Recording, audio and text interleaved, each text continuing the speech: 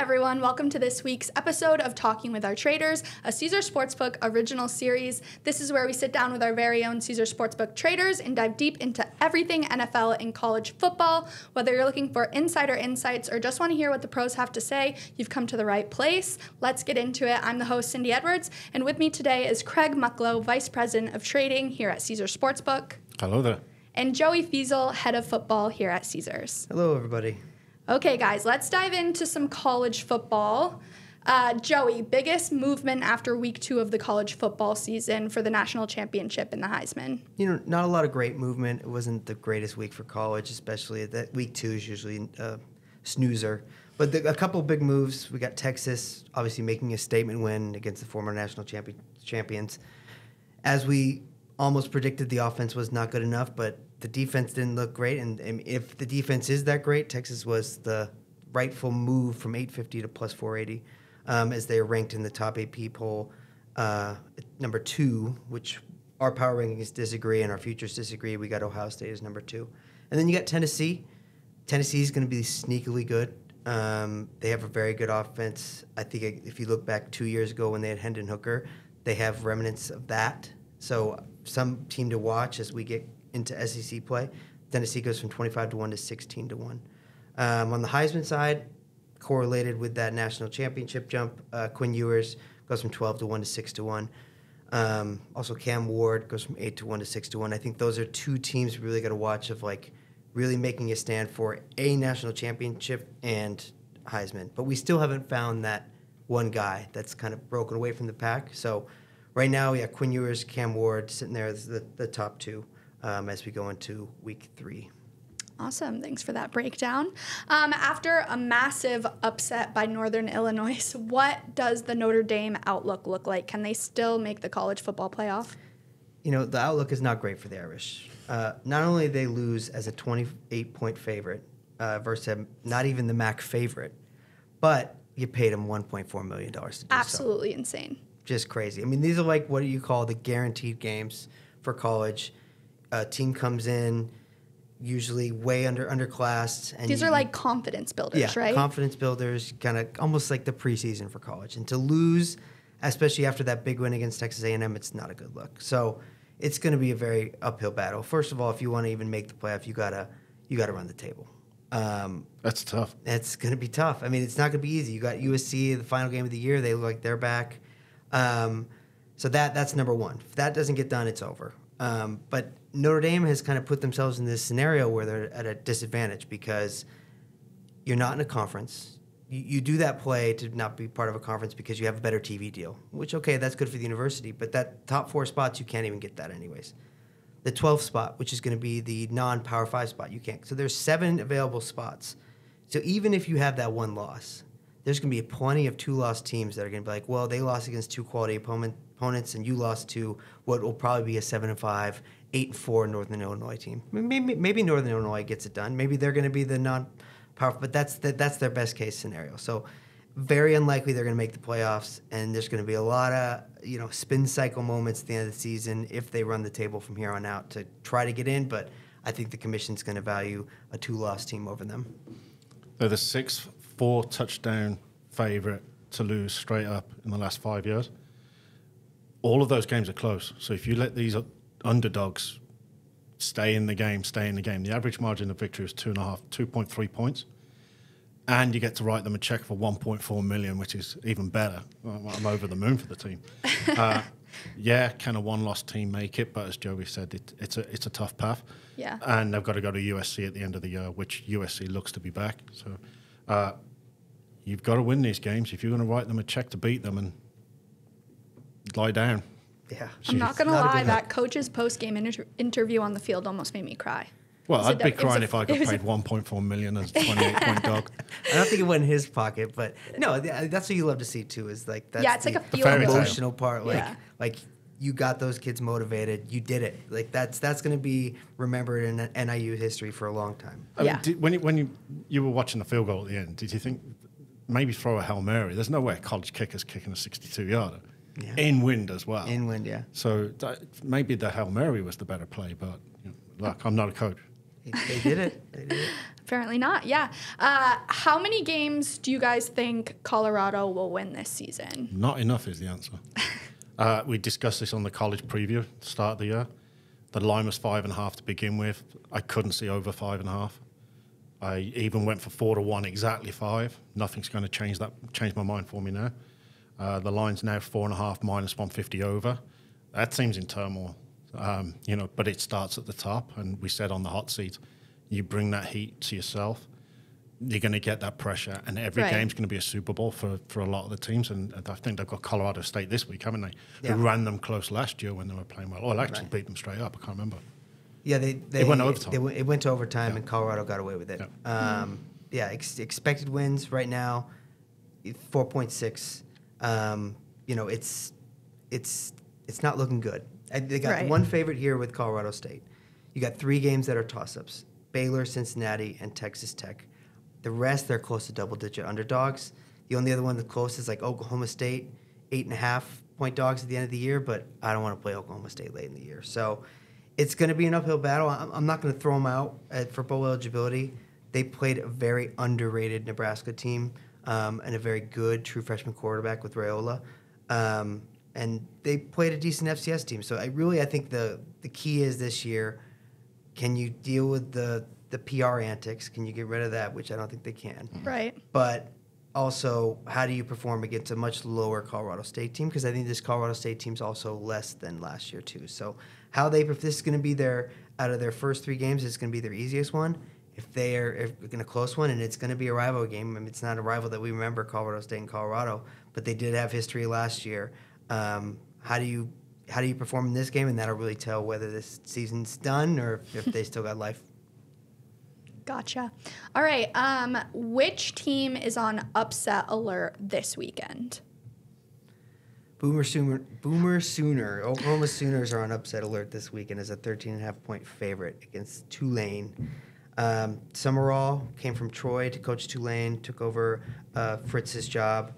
I had the expectations that they would regress, but they really haven't. I think this team really, really has the juice. And on the other side, I think Oklahoma, again, they struggled last week against a Houston team who just lost by 20 points to UNLV. So give me the green wave to upset. Not a bad pick, but I'm going for the hat trick. Okay, here we go. The head says Memphis over Florida State, obviously, because it's Florida State. Right. The heart says UNLV over Kansas as a touchdown dog. But the math is 2-0 this year, so we're going to stick with the math. Cincinnati on upset alert. Miami, Ohio, getting a 3.5 at home. I like it. And you're right. There was no way I was going to guess yours. All right, guys, let's move on to some NFL. Biggest movement after week 1 of the NFL season for teams to win it all, and that MVP shifts, Joey. So first off, Packers going from 17-1, 28-1. We saw Jordan Love go down. Yeah, that was bad. Yeah, it's sad to see, especially on like a final play. You know, you don't want to see that. So 17-1 to 28-1, 3 to 6 weeks. It looks like they're going to be out. He's going to be out. Chiefs really kind of making that they might be the real deal. Their offense looked much better than last year. Yeah. Defense regressed a little bit, but Lamar threw like 41 times, and they could have lost that game if that toe was in. But they go from 575 to 460. Cowboys make the jump from 18 to 15-1. I think the thought was, Cowboys are going to be bad. They didn't look like they came out the gates swinging versus the Browns team who look like they have some problems. But and then you got your Panthers and Giants both making it to 500-1 to win the Super Bowl. Those are your 2 bottom dogs there.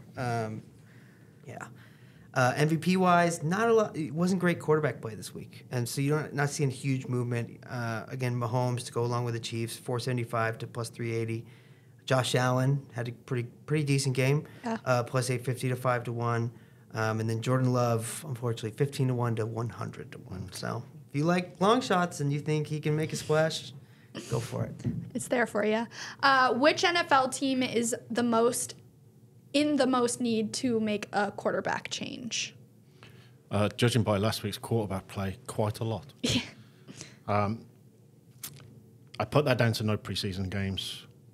You're not getting hit in practice. You're not playing the defense that's trying to stop you. Right. So, you can throw that The jury's out on the rookies because it's their first year, first games, so I won't pick on those. I avoided teams that don't have quarterbacks, Pittsburgh and Las Vegas. Will Levis and Bryce Young are the obvious ones, but they're on rookie contracts, so it's not really that expensive. Both teams can tank and rebuild. So it's Daniel Jones of the New York Giants. Easy. Since he signed the $160 million contract, he's thrown 2 touchdown passes, 3 pick sixes. Okay, the team around him is not the greatest. Those uniforms are even worse. But the Giants pay your salary, not the defensive coordinators of the other team. So, giving up more points to the other team, no. I think Jameis Winston had the same problem when he was at the Bucs. Yeah. Yeah, threw more touchdown passes to the opponents than he did to his own team. Yeah, I went with the Giants as well. Just put in Drew Lock. Like, I understand Daniel Jones, you paid him. He's your biggest asset. But take the loss. He's becoming a liability. It's, go to Drew Lock and just try to salvage the season at this point because I don't think it's getting better. And Deshaun Watson in the same boat. He's another one that's just paid the most. Like, these teams, like, they have to put it. They feel like they have to put in the big money because you paid for it, but just let it go. Like, it's Jameis Winston. The Browns would definitely rally around him, and I think it would be more. There's offensive linemen that's shooing his hand away. The culture's not great, so I think it's Daniel Jones, Deshaun Watson. Let him go, move on, and try to make something this season. It's only been 1 week. I agree with Watson because basically the Houston Texans are contenders because of that trade they made for Watson. Yeah. And they paid him the full $230 million guaranteed. You're in a hole anyway financially, so that's why I didn't pick him. But I can definitely Deshaun Watson's on there. He just seems to have regressed so much now. Yeah, I had Browns and Giants on my list as well. Which is the worst contract? Daniel Jones or Deshaun Watson? Deshaun, yeah. Fully guaranteed, yeah. And the 3 first-round picks. Ugh. Okay, what was your biggest takeaway from week 1 after watching the entire slate of football? 49ers are not hungover. Definitely not hungover. Even without their biggest asset, they still dominated what was supposed to be a very good Jets team, and they're on their revenge tour. Seattle is going to be a team to watch. I think that defense, that team really rallied around McDonald. Panthers did not improve. There was a thought process maybe Canales could get to Bryce. He hasn't. And the strength of the Bears is still their defense. Absolutely. For me, it was the quarterback play. There were 5 or 6 above average quarterback plays. Hurts got it going in the end. Jordan Love played well. Mahomes, Jackson, Josh Allen, and Tua. Then it was an almighty fall off the cliff because the rest of the quarterback play was not good for the product, let's say that. I think the lack of preseason games do hurt quarterback play because of the timing. Defenses always have an advantage start the season anyway. And the rookies, oh my word. Jaden Daniels scored 2 late touchdowns when the game was over. Caleb was awful. Yeah. And Bo Nix was even worse. Yeah, he was making mistakes out there. But you're joining bad teams. Yeah. Very true. Grade Aaron Rodgers' return to the football field. His return to a football field is a lot better than mine at this age. None of us expected the Jets to go out and light up Monday Night Football against the 49ers. Besides Jets fans. But the Jets fans still think they're going to win the Super Bowl. They were going East Coast, West Coast, prime time. First game back in over 600 days. Not a lot practice. Didn't play preseason at all, so you don't know how many reps they get. We said when we were talking about the season wins for the Jets a few weeks back, put a line through week 1. Don't expect them wait for the Jets season wins for week 2. 9.5 now is the number. It was 10.5. They could easily win 8 of their next 9 games. Yeah, they've got an easy stretch. The jury's out on the Jets. We'll see. They've got Tennessee next week on the road, the Patriots, the Broncos, and the Vikings. All winnable games. If they lose any of those, then I think the grade should lower. But my crystal ball says Devontae Adams will be a Jet by the end of the year. Ooh. I would give him a grade B. I mean, he wasn't that B? bad. But you're going up against the 49ers. Yeah. So that was a tough game. Okay, Craig's going with a B. I Joey? had B minus. B minus? I have B minus as well. Yeah, Maybe I even think- C plus. Yeah, father time. Nobody beats it Father always Time. wins. Yeah. And being off the football field for 600 days didn't help. But I think he flashed some hope for the Jets faithful, like moving forward. And like you said, the schedule does get easier. So yeah, I'm not throwing the baby out with the bathwater. Yeah, he looked good for a 40-year-old that just came off injury, but he didn't look great. He looked okay. He looked fine. Okay, so let's talk about the defense then. Do you think the Jets defense is a top-tier defense?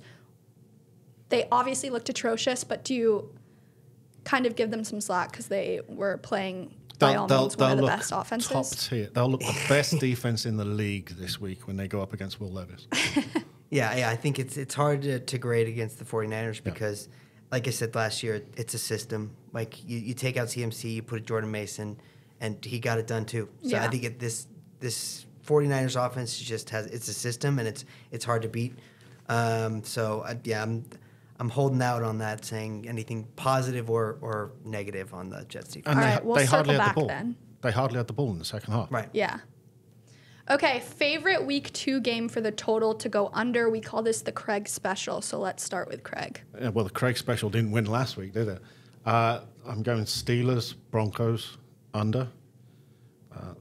Steelers, 62 and 24 road unders the last 10 years. Broncos, 52 and 33 unders. Neither team has an offense. So unless the defense goes up and down the field and scores, I think this is a safe one. It is a low total, though. It's very low. I went low total. I was thinking about that one, but I was like, it might be too low. But I went just a notch above. Patriots, Seahawks, under 38. That was on my list. Yeah, it's a low total, but combine those two defensive minds, it's going to be a boring game. Not a lot of most explosive plays on the offense. And, so I like the under in there. I think that it's just going to be a very back and forth, slow game. Someone's going to win by field goal. And you know the Patriots' game plan. Yeah. Just run that ball, run that ball. run that ball. 3 yards Why at a not? time. Why not? Okay, favorite week 2 game for the total to go over. We call this the public special. Joey, why don't you start? I went Ravens over 41.5 there. I think the Ravens, they're going to pass more. We saw Lamar throw it 41 times. Todd Monken does want, even though you bring in Derrick Henry, you're going to pass more. And their defense certainly has regressed since last year.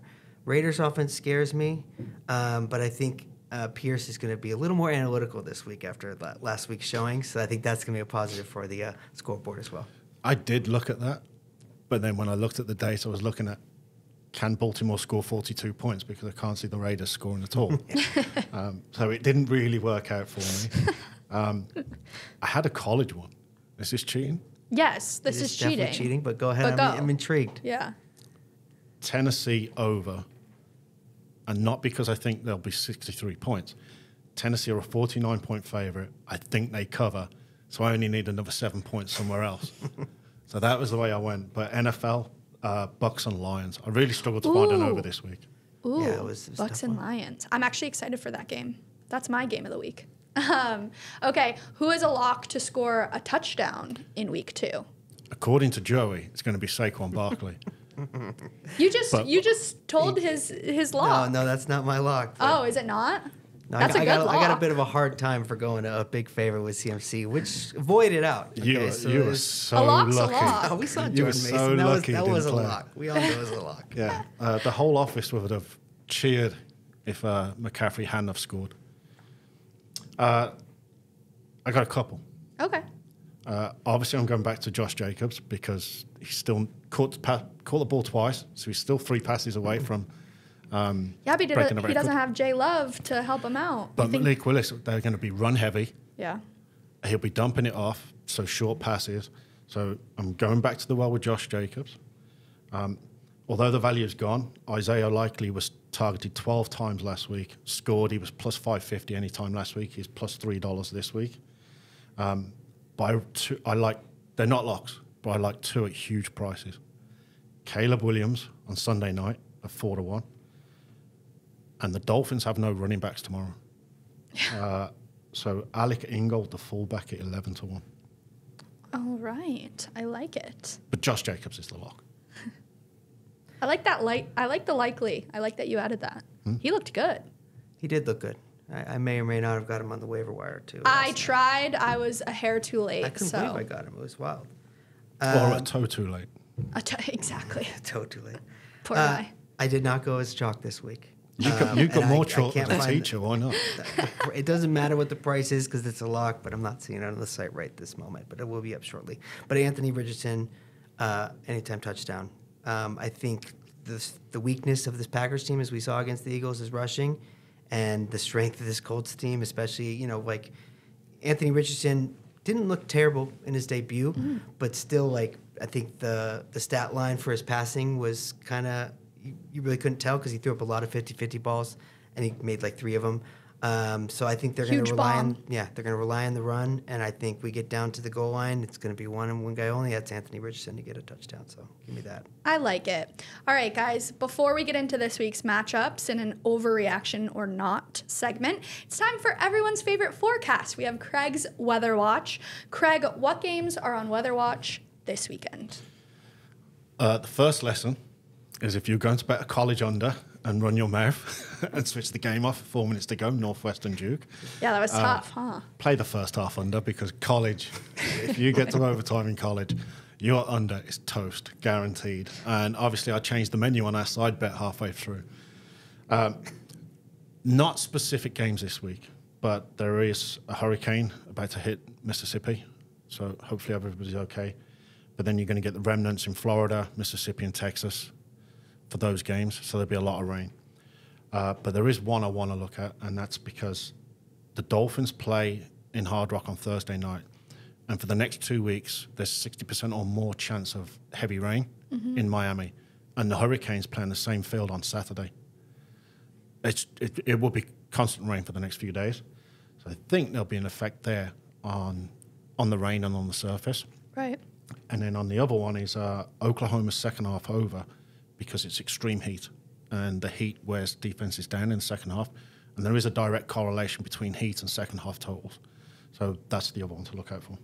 Lovely. Thank you, Craig. Let's get into our next segment of overreaction or not. Are you guys ready? Ready. Okay. Overreaction or not, the Patriots are back. Overreaction. Yeah, overreaction. Yeah, the Bengals are 1-8 the first 2 weeks of the season in the Joe Burrow era.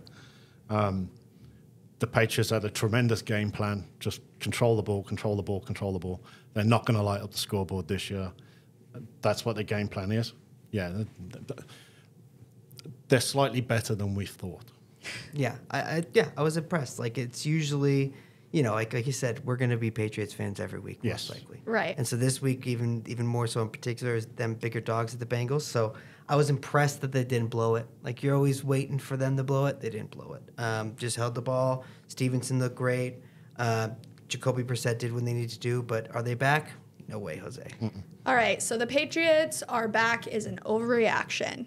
Overreaction or not, Saquon Barkley is the best running back in the NFL. I don't think it's an overreaction. I think CMC was clearly the best running back. He didn't play. Right. But we saw Jordan Mason go in and kind of roll over a great Jets defense. We don't know yet. But this system adds value to Barkley. And I think it's again, what system are you in? And I think Barkley is in a very good system with a lot of offensive weapons that he could shine, and he could definitely be the best running back by the end of the year. Overreaction. It's one game. Yeah, he had a great game, and obviously the Giants fans are not happy about that. No. I just looked at average draft position in fantasy football. CMC's number one across the board, and Barkley averages 4.7, so overreaction. All right. Overreaction or not, Bryce Young is a bust. I can tell you one thing. There will be no Bryce Young bust in Canton, Ohio, anytime soon. Yes, he is a bust. Okay. It's the shortest quarterback in the league. His offensive line are 6'4", 6'2", 6'4", 6'6", 6'5". He can't see over them. Depending on who you believe and where you read it, he's anything between 5'10" and 6 foot. Comparing to 6 foot quarterbacks, Michael Vick, he doesn't have Michael Vick's legs. Compare him to 6 foot Drew Brees, he doesn't have Drew Brees' arm. He's a bust. Yeah, I think he's probably a bust. I think there was, whispers in the offseason, and I bought in that, Canales, he's going to be the quarterback whisperer, but he looks like he's just not going to be able to get it done. I think, size-wise, we saw the same thing with Kyler Murray, where Marvin Harrison's down the field. Murray has Didn't legs. see him. He's at least got legs, but again, that height work, and I'm not the tallest guy in the world, so what I got to say? But It's okay, it does Joey. You're make a not playing quarterback It's true. for I'm any not- NFL team. I will, and I don't think I will be. But I think he might be a bust. Yeah. I agree. Overreaction or not, Xavier Worthy will win Offensive Rookie of the Year. I hope so. I've picked him and I've backed him. It's not an overreaction, but I'm not counting any winnings anytime soon. The front six in the betting, only Jaden Daniels and Xavier Worthy did anything of substance. Daniel scored twice when the game was over. Worthy only touched the ball 3 times but scored twice. Of the front runners, Caleb Williams and Bo Nix did nothing. Maserati Marv was only targeted 3 times. Malik Neighbours has Daniel Jones throwing the ball to him, so his chances are pretty much toast. There wasn't a lot of movement in the market. I did see Worthy's like 8 plus 850 now, but these are tough to call after 1 week, and this is such a volatile market that I'm not counting that ticket anytime soon. Yeah, I think overreaction. I think, like, you got the 2 touchdowns, and that's impressive, but it was on a reverse and a broken coverage play. Yeah. The problem he's going to have is he's got Rashee Rice and Kelsey on the field, which is going to be stealing targets all year long. But again, no one else did anything, so he could certainly still win. But it's an uphill battle because unless injuries happen or something like that, you're going to be that 3rd target at best. Yeah. Kelsey looked a little out of shape. I don't know. Yeah, he did. Been traveling or something. Yeah. I mean, he's got that new relationship weight. Yes. Yeah. Yeah. You were saying, Craig? I was about to say something else, but I'm not going to. The angle with Xavier Worthy was I expected suspensions in the wide receiver room, and they haven't come. No. So I thought he would get more playing time. Right. He's fast. Overreaction or not, the Saints will win the NFC South. I don't think it's an overreaction. Ooh. I think last week we discussed the Saints are mid, but the NFC South is mid. Yeah. So Falcons struggled against the Steelers. Buccaneers were successful against the Commanders, but the Commanders' secondary is questionable at best, and the Panthers could be a dumpster fire again. So, yeah, I think this is going to be one of those divisions that probably just goes down to the wire. The Falcons, obviously, they lost, but they have the benefit of a favorable schedule for them. So, but the Saints out of it, no, they could definitely win the NFC South. At plus 185, they're an overreaction. Yeah. You don't crown a champion after beating the Panthers. The Saints schedule coming up at Dallas versus Philly, at Atlanta, at Kansas City. Sorry, I always get corrected for that. Then they get the Bucks. So, I mean, can I see them beating Dallas or Philly? No. I'll wait 2 weeks. Then I'll bet them for the division. I like it. But they look good. Don't get me wrong. But it's hard to say they didn't look good when it was such a blowout. But right, the Panthers. Yikes. Overreaction or not, dynamic kickoffs work. Or worked. I don't think it's an overreaction. I think it's, there was still a lot of touchbacks than we were see. But I think, we saw one taken back for a touchdown. That was exciting. And hopefully we'll see the safety impacts as well. But, usually I'm not watching the kickoffs anyway. So. Shout out to one of the in-play traders. So overreaction for me at the moment. He thinks it's worth 1.5 points per game, which I think is the general analysis that's coming out. Mm-hmm. That said, offensive efficiency was down year on year, but points per drive was up 0.13 points. On the flip side, there was 22 illegal formation penalties called. And a huge increase in offensive holding. Offensive holding is a drive killer and a points killer. If you're ever looking to bet an under, you want offensive holding. If you want to bet an over, you want pass interference. So I'm with Joey. I wasn't watching the kickoffs. Yeah, one thing we saw too is the quarterback play was not great this week. But what we saw was a crazy amount of field goals and a crazy amount of accuracy of field goals. Like they were kicking an extra point almost. So it's interesting to see, especially with this kickoff, is that adding to where you're normally going to punt, you're going to kick a field goal? We'll see. Miami near almost went for a 70-yarder. They were toying with that. Was it Miami? I think it was. Sanders has the leg, but... Yeah, he does have the leg, Okay, let's get into game previews. Craig, Bills-Dolphins Thursday night game, an AFC East showdown. What should we expect? The usual Dolphins beat down against a quality opponent. The schedule wasn't kind to the Dolphins. They got a Florida team in their first game in the heat. Then they get the dreaded Bills on prime time at night on a Thursday night when the heat's not there.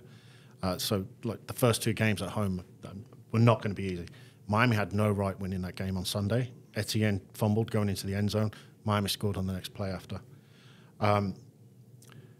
Early sharp money actually came for the Dolphins on Sunday night, possibly linked to the Josh Allen news. The hand. He has like a hand injury. But it was his non-throwing hand, wasn't it? Yeah. Yeah. Primetime favourites went 4-0 last week against the spread, 3-1 to the overs.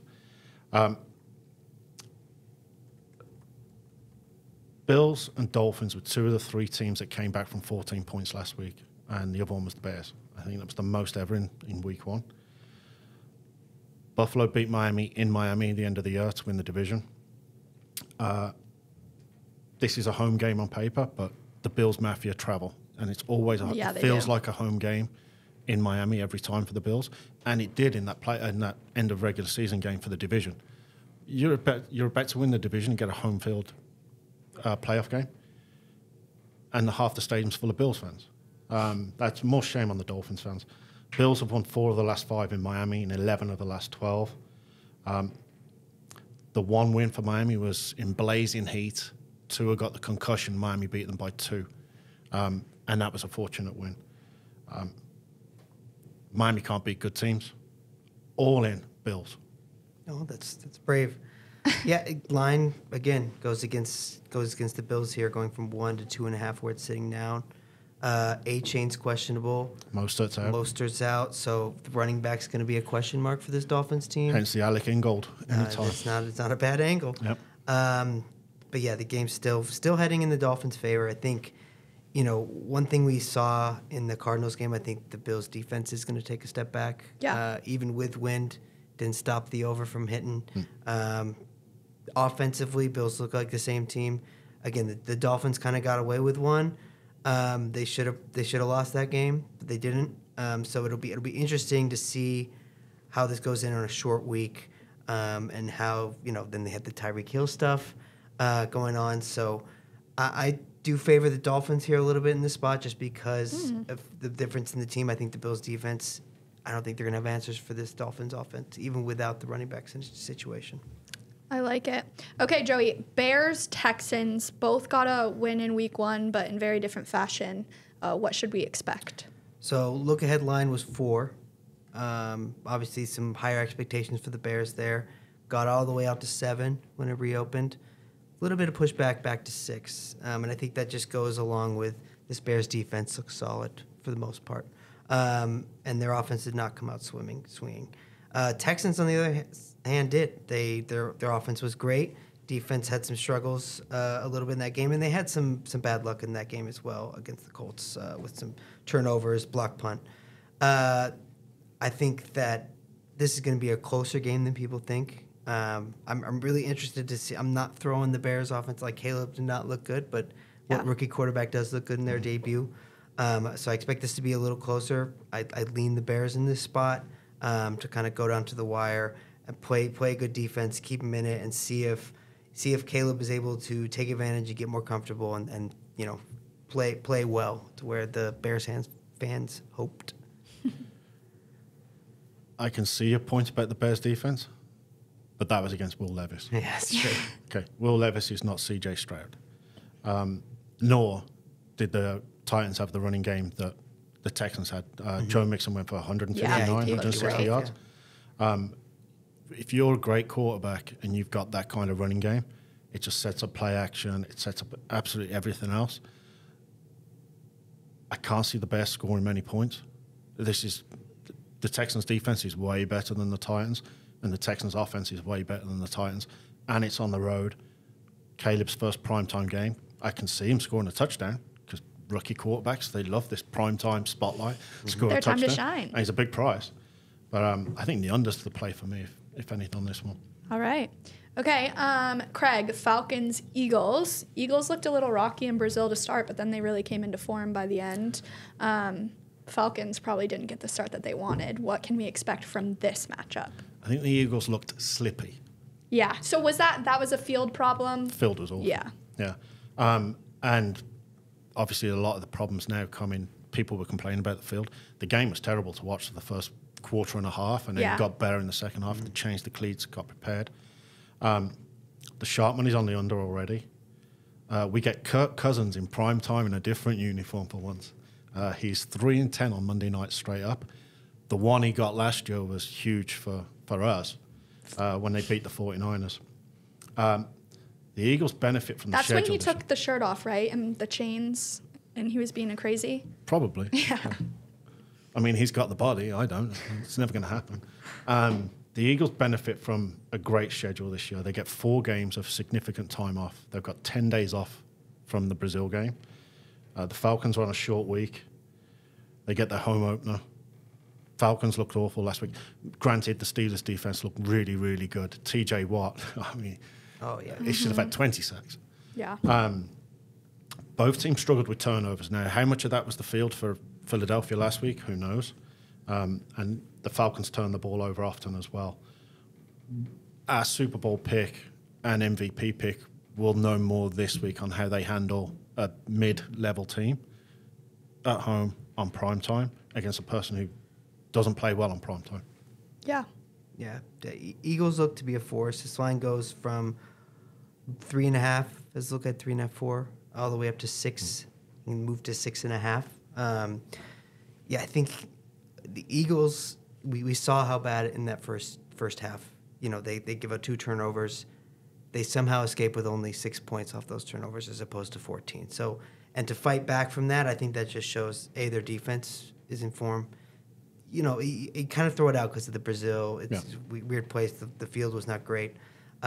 So, and the other side, Kirk in that offense did not look good, but you had TJ Watt chasing up and down.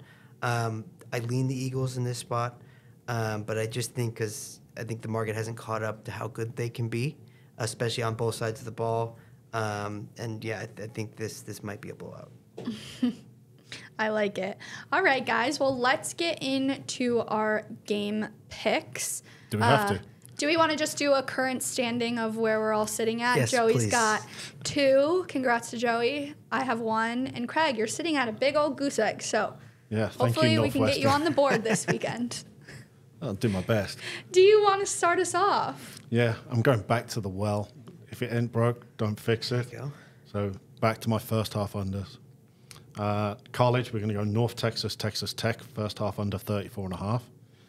Some wind, some rain, and the geniuses that do some of our assistance with the math, they like it as well, so I'm just going to steal that one. And Steelers, Broncos, first half under 17.5. Just bad quarterback play, 2 good defenses, a lot of punts. Yeah. I like it. College-wise, I'm going Indiana -3 versus UCLA this week. Sides are for dinner. Sides, I'm going sides. I'm going the harder one to beat, and I got the lead. So Indiana has a very powerful offense, and I think UCLA just top to bottom is going to really struggle this year. So this is the first Big Ten play for UCLA. I think Indiana gets it done, and it gets done big. NFL side, I'm going Packers +3. I think like this line way overreacted. Over the look ahead, it's suggesting that Jordan Love is worth 9 points. That's ludicrous. Malik Willis, again, I'm going to go back. It's going to be the same thing every year. I think it's Malik Willis played for Vrabel at Tennessee, did not do well. That's what people are remembering and saying, oh, this guy can't play quarterback. You're in a different system. You can run the ball. You have pretty good defense with the Packers. I think they're going to be in this game. I think they're going to win outright. But give me the Packers +3. I love it. All right, guys. Let's start with college. As a New Englander, this should not be a surprise, but Boston College coming off that road win against Florida State, given it was Florida State, versus Missouri. Mizzou's coach has a 7-11 home record as a home favorite. I mean, I gotta go BC. What is it, -16.5? Is that the spread now? Let's take a look. Yep, 16.5. Yeah, that's my pick. And I'm sticking with it. I want to take Bucks +7, but I want a definite lock. So I'm going to go Chiefs -6. We saw the Bengals lose last week, making them 1-4 in week 1. Bad news for Bengals fans. They're 0-5, 0-5 in week 2. So I'll be taking the Chiefs -6 all day long. You can get 5.5 because the market's moved. So. Oh, 5.5, even better. All right, guys. Well, that concludes this week's episode of Talking with Our Traders. Guys, anything to say before this weekend? Good luck. Yeah, good luck. Awesome.